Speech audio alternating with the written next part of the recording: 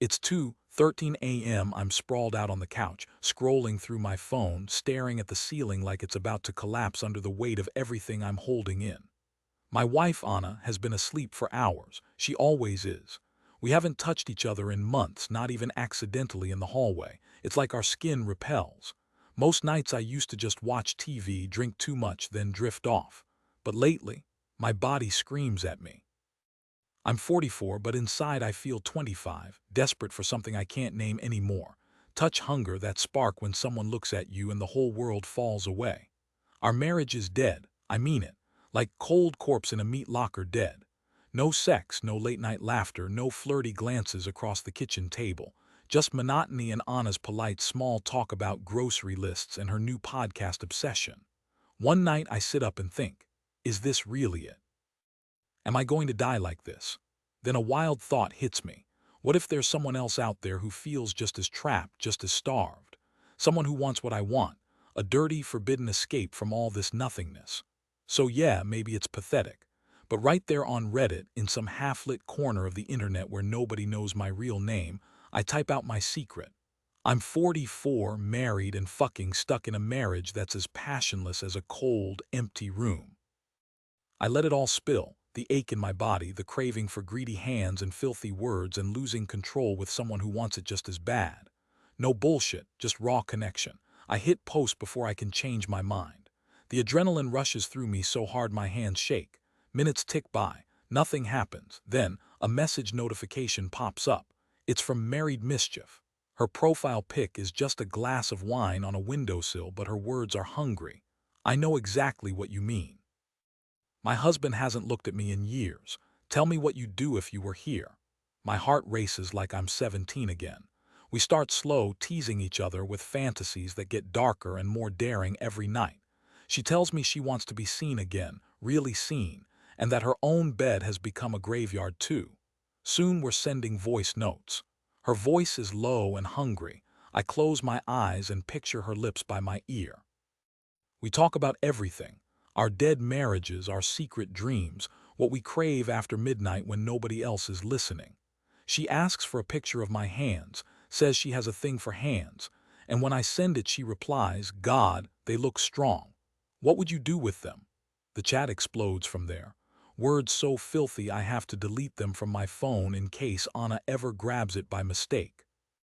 Every time Anna walks past me in the kitchen or asks if I've fed the cat yet, all I can think about is what Married Mischief says she'd do if she were standing right there instead. A week goes by, maybe two. I lose track of time because every spare moment is spent hunched over my phone with my heart pounding and my thoughts somewhere else entirely. Then one night she asks, "Do you want to meet?" The question hangs there like a live wire. I stare at it for 10 minutes before typing, "Yes." We plan everything down to the minute. Friday night at that seedy little cocktail bar near the train station. Neutral ground where nobody will recognize us. She'll wear red lipstick and hold her phone with both hands so I know it's her. Friday comes and every nerve in my body is jacked up to full alert. I make up some lie about working late, put on cologne Anna hasn't noticed in years, and drive downtown with sweat soaking through my shirt. I spot her instantly, a woman in her early 40s with sharp eyes and a nervous smile, clutching her phone with both hands just like she promised. When our eyes meet, something electric passes between us. Suddenly, all those filthy messages feel terrifyingly real. She laughs nervously when I sit down and says, "I almost didn't come." I grin back, "Me neither." We order drinks, vodka for her, whiskey for me, and talk about everything but our spouses at first. Music we love, books we never finish reading, childhood crushes gone wrong. The tension builds until it's unbearable. Our knees brush under the table and neither of us moves away. By drink 3, she whispers, "Let's go somewhere private." We end up at a cheap hotel around the corner. Seedy wallpaper peeling off, but neither of us cares, because all that matters is finally being touched again by someone who wants you like oxygen. The sex is frantic, like we're both making up for every year spent starving beside another person who doesn't see us anymore.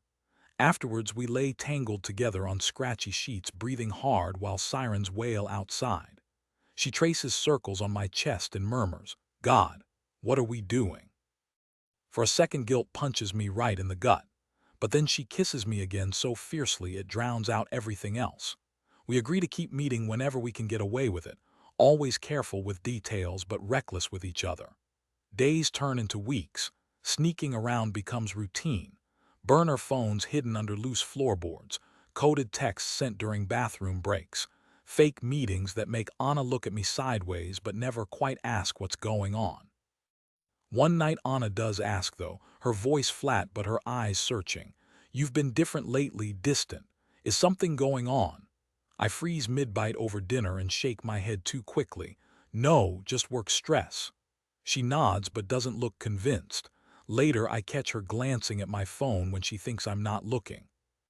The next day, Married Mischief, whose real name turns out to be Julia, sends me a video clip, not safe for work or sanity, and I have to lock myself in the garage just to watch it without risking anything. Every lie gets heavier, every risk sharper.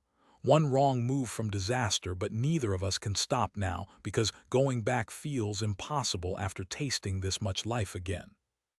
Julia starts pushing boundaries, asking if we can spend an entire night together instead of stolen hours, talking about running away somewhere nobody knows us, whispering things into my ear that make reality blur until all that exists is want and heat and need. Then one afternoon, while scrolling through Instagram during lunch at work, I see Anna has posted an old picture of us, wedding day smiles frozen forever under filtered sunlight. The caption reads, "14 years together. Grateful for every minute." My stomach flips over itself twice. Suddenly, all those secrets feel radioactive hot under my skin. That night, Anna wants to talk again. "You coming to bed soon?" she asks quietly from the doorway. But instead of answering, I mumble something about emails piling up and bury myself in work until sunrise just so I don't have to face what I've become.